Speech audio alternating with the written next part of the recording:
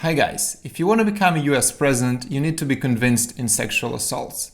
And finally, Joe Biden got his first one. Former Senate staffer Tara Reade said that she was fingered by Joe Biden back in 1993. For 27 years, this brave woman kept this in secret. But now it's election time and finally we need to reveal the truth. Let's dig into this dirty story a little bit deeper.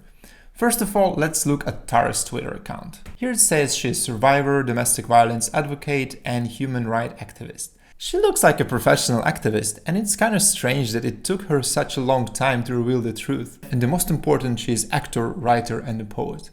I don't really watch Hollywood movies, and probably that's the reason why I never heard of her, but from the picture, she looks like a legit actress. I can't wait to see her telling the real story.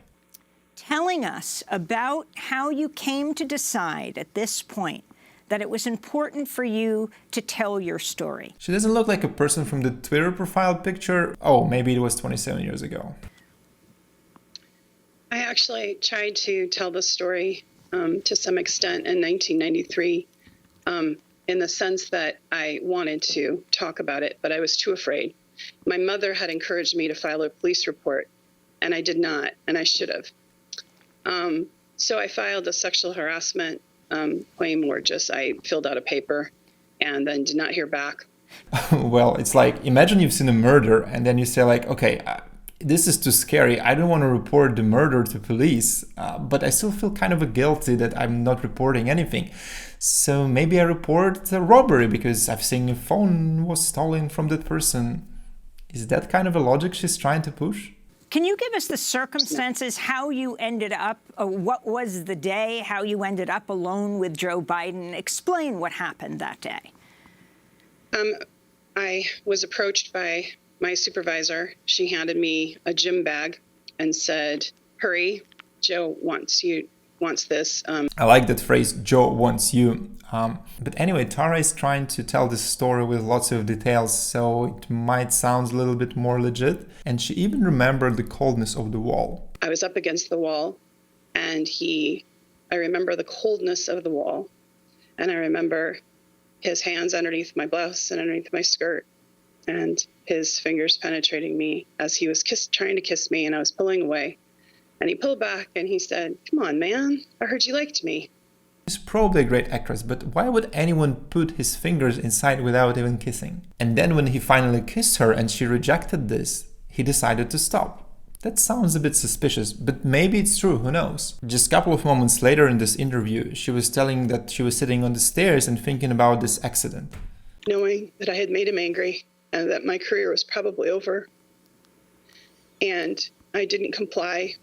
And I didn't comply when I was asked to serve drinks at a cocktail party for donors, because apparently Joe Biden said, according to a legislative staffer, that I had pretty legs and he thought I was pretty and I should serve the drinks. I like how quickly she changed the topic from sexual assault, which is a horrible thing, some cocktail party when she refused to serve the drinks to some donors. She was thinking about her future career, not about this horrible sexual assault which just happened. And talking to my mom, and she was like, you need to file a police report. It's a sexual assault. And I didn't think of it as sexual assault, and I didn't really understand. And I was trying to just get over the shock of it. Basically, if someone puts fingers into your vagina, you need to wait for 27 years to realize that it was a sexual assault. And I lost my job after I complained, and I was fired. One more time. She never thought it's a sexual assault. She was worried about her future career. Nonetheless, she decided to complain about sexual harassment, which is a very strange middle way. You don't really punish the guy, but you lose your career. What's the point? Anyway, let's look at the other facts. Maybe CNN knows something. But 3 people close to Reid telling CNN they did hear about the alleged sexual assault. Reid's former neighbor, Linda Lacoste, telling CNN this week Reid told her about it sometime in the mid-1990s, saying, somebody putting their hands up your skirt, that's something you don't forget. Reid's friend, declining to speak on the record, telling CNN Reid confided in her in 1993, within days of the alleged assault. And a 1993 segment on CNN's Larry King Live, appearing to feature Reid's mother, who died a few years ago. Yes, hello. I'm wondering what a staffer would do besides go to the press in Washington. My daughter has just left there after working for a prominent senator and could not get through with her problems at all. And the only thing she could have done was go to the press, and she chose not to do it out of respect for him. The anonymous caller not naming Biden or describing in any detail what problems her daughter confronted. Reade telling CNN the voice on the show belongs to her mother and that she told her about the alleged assault the night that it happened. Okay, CNN is a truly fake news company. Some secret people, some secret phone calls into Larry King's show. Really? CNN is kind of a tabloid now? Guys, it's Biden, it's your Democratic candidate. You need to support him, otherwise Trump will become president again. Reade also among multiple women who said publicly last year that she experienced physical interactions with Biden that made her feel uncomfortable. But none of those women, including Reade at the time, accused Biden of assault. And this is true. Here's the news from April 2019.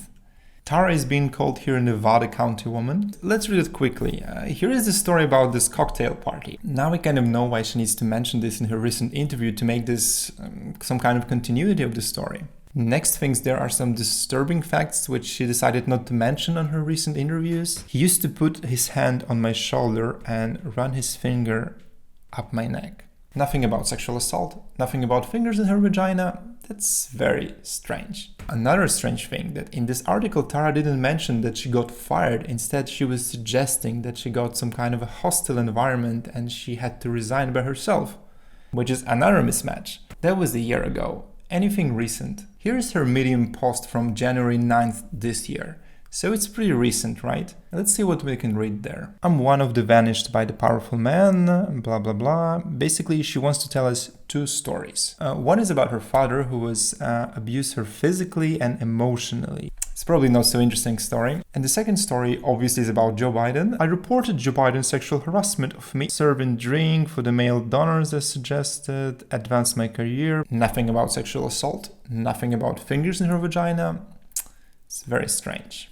And here is again the same story. She was suggested to quit, but not really fired. If you go online and read about Tara Reade, you will see so many dirty stuff about she was changing her name, she wasn't really abused by her husband, she got a bunch of different complaints at different jobs during her life, and some kind of bankruptcy. This is not really important. I think this fact which I just showed to you, it's pretty clear to me she's just a desperate loser woman who seeks for attention at all cost. She is a bad actress and a very inconsistent writer. She tried to create a story about Joe Biden and harassment initially, but it didn't work. So she decided to extend this story with sexual assault, and finally she got some attention. It is possible that some kind of a light version of sexual harassment happened and Biden actually asked her to serve the drinks.